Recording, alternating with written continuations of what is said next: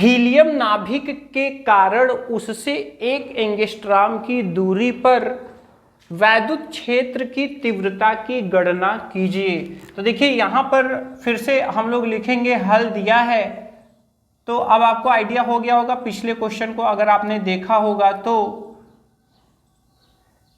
क्या क्या दिया हुआ है। तो देखिए सबसे पहले तो हीलियम नाभिक दिया हुआ है।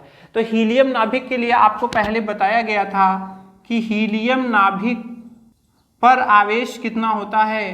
तो हीलियम नाभिक पर आवेश कितना होता है, 2 इलेक्ट्रॉन और 2 प्रोटॉन होते हैं, और जब इलेक्ट्रॉन छोड़ के चले जाते हैं तो बचता है नाभिक, उसमें +2e आवेश होता है। कितना होता है, +2e आवेश होता है।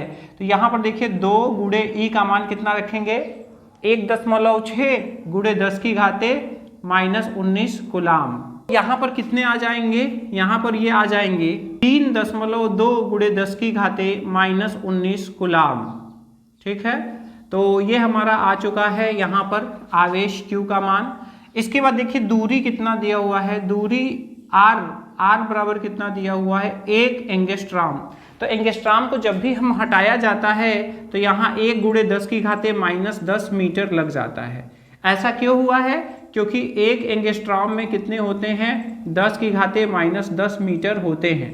ठीक है, तो ये हमारा आ चुका है। अब हमें क्या पूछा जा रहा है, वैद्युत क्षेत्र की तीव्रता पूछा जा रहा है। ठीक है, तो हमें वैद्युत क्षेत्र की तीव्रता E हमें यहाँ पे बताना है।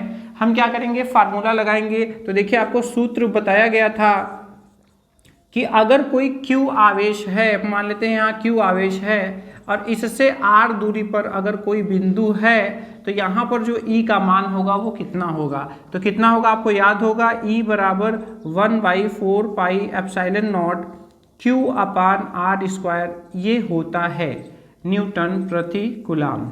यही फार्मूला होता है। ठीक है, तो हम लोग इसी फार्मूले को यूज करेंगे। तो यहाँ पर देखिए E बराबर कितना हो जाएगा स्टूडेंट्स, इसका वैल्यू आप जानते हैं 9 गुणे 10 की घाते 9। Q का मान कितना है, 3.2 गुणे 10 की घाते -19 कूलाम। और यहाँ पर जो 1 एंगस्ट्रॉम है तो 1 का गुणा करने पर तो वही आएगा, तो छोटा लिखने के लिए हम यहाँ केवल 10 की घाते -10 ही लिख दे रहे हैं, क्योंकि 1 का गुणा हो जाएगा तो वही होगा। इसको आइए सॉल्व करते हैं। तो देखिए कितना हो जाएगा, 9 दूनी 18 और 9 त्रिक 27 और 1 कितना हो जाएगा 28।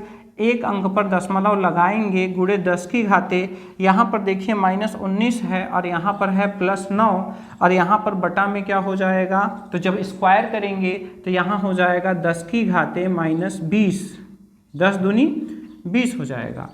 आइए और थोड़ा सा सरल करते हैं। तो देखिए यहाँ पर ये चीज़ ऊपर जाएगा तो फाइनली जो यहाँ पर हल करने पर यहाँ आएगा, ये आएगा -10 और ये ऊपर जाएगा तो +20 हो जाएगा और यहाँ पर आ रहा है 28.8। इसके बाद क्या करेंगे स्टूडेंट्स, हम यहाँ पर ये दशमलव को और इधर खिसकाएंगे तो ये हो जाएगा 2.88 और यहाँ पे 20 में से 10 चला जाएगा तो 10 ही बचेगा। अब यहाँ पर चूंकि 1 अंक खिसकाया गया है दशमलव को 1 अंक, तो यहाँ पे +1 हो जाएगा।